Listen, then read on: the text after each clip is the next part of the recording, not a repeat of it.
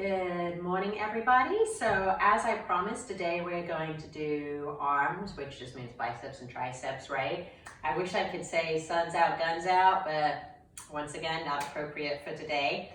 But I'm going to start with 2 exercises with the bands, and then we'll do 2 exercises with dumbbells. So you can sort of mix and match if you have both available, or just stick with one and you can tack it on to the end of your upper body series, or maybe do lower body and just arms. So you take your pick, mix it in however sort of works for you in your day. So we're going to do this with an isometric hold since we're working with slightly different gear. So we're going to hold one band at 90 degrees and just curl the other one straight up. But when we come to the bottom, we're going to straighten and flex the arm all the way. But we're keeping the tension in the body on the other side. Again, trying not to swing or move from the hips. The hips are staying stacked underneath and those shoulders are staying back and down. So I think we probably all need to do more than 10 depending on the tension on your band on each side.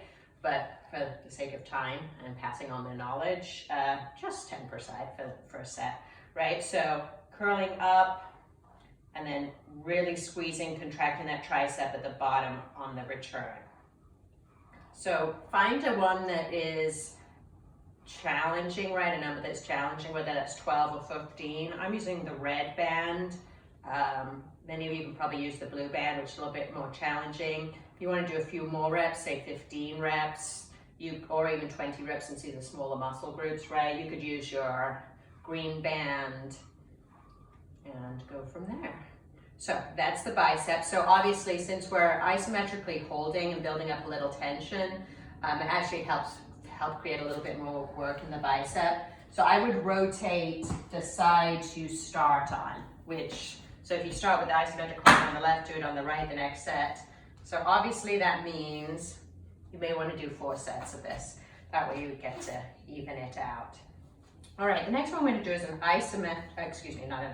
an overhead tricep extension, right? So the overhead tricep extension is the one that works the third head of the tricep, the one that attaches to the back.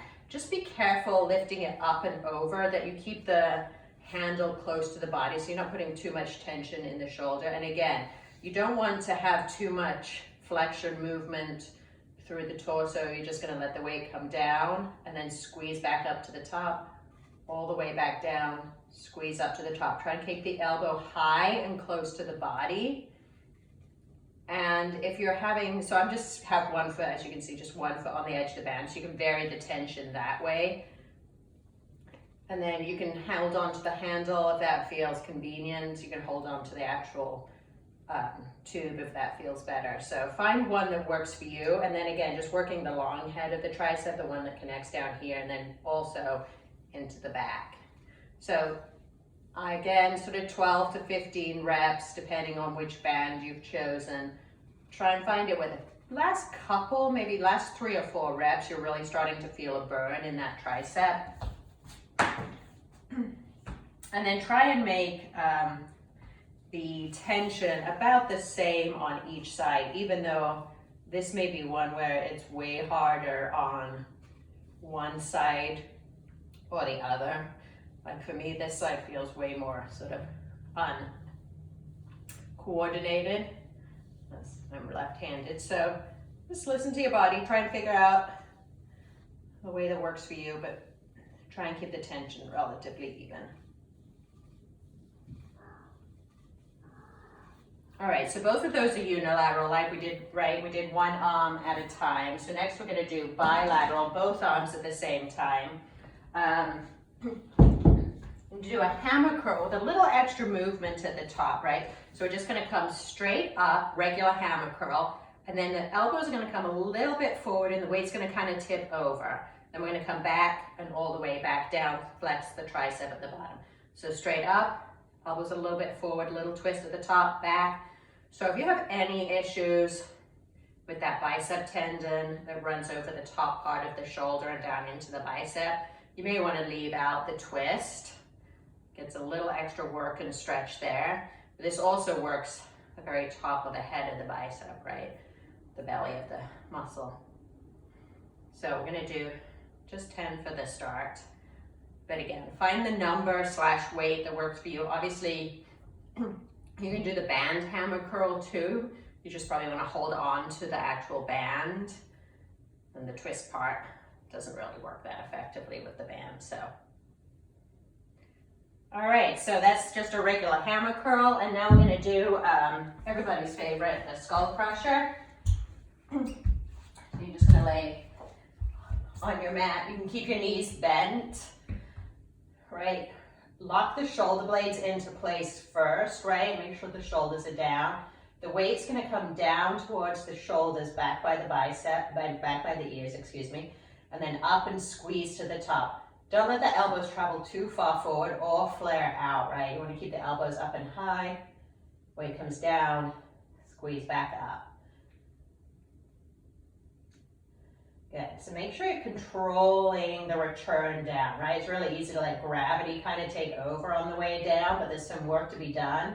If we kind of slow that movement down, if you feel like you lose the tension in the shoulders, lock those shoulders back and down again at the top, right? Try not to let the lower back flare up off the mat too much.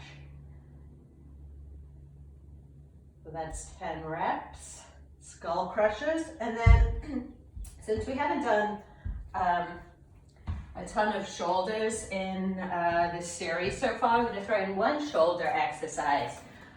So I'm sort of wishing I had the yellow band, which is the lightest band for this exercise, but I don't. So I'm going to use the green band, but I'm probably only going to do 8 reps so that I don't get too much discomfort in my shoulders. As you guys know, shoulders, delicate things, so be gentle. And if this isn't the exercise for you, then just leave it out.